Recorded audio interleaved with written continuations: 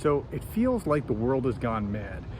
As I'm speaking, Israel is now at war with Hamas.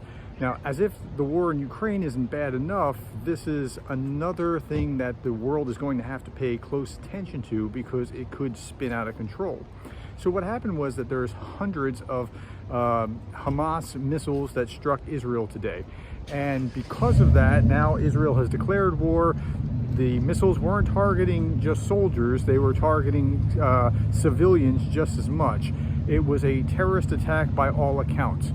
So here, there's the fog of war here, and then there's things that we know. So what we know is that the UK, the French, the Greeks, the Germans even have, Japan has, most the United States, most European NATO kind of countries have condemned this.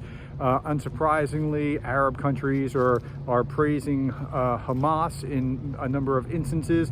And what we know is that you then see, for example, Russia's kind of on the fence about it. They said, instead of condemning outright, they said, we've talked to both sides and we urge peace or a cessation of hostilities.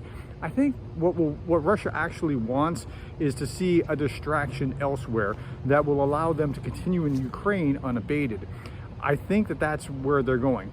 Iran was vocally praising what happened with Hamas in Israel. Now, Hamas is at the very bottom of the country, the very southwest corner. It's right around the Gaza Strip.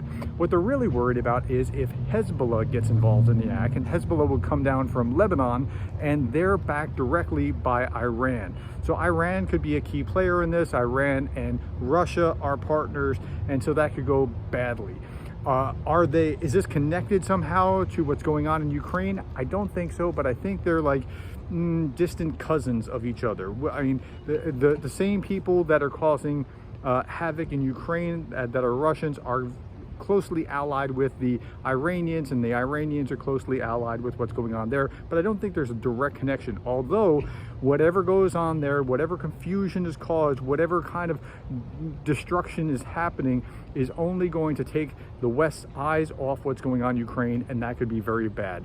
Okay, I'm going to update you tomorrow with more once we know what we know, but I will leave you with this one thought. Benjamin Netanyahu is the prime minister, just elected in the last cycle. He's the right man to be in charge at this time. He is the hawk's hawk, and he's going to if you had a choice, set aside his other conservative policies. If you had a choice of who you wanted in charge, it would be Netanyahu. So at least they have that in play, and they're countering Hamas even now. Thank you for your time. I'll update you tomorrow. Thank you for being the kind of person that cares about what's going on in the rest of the world.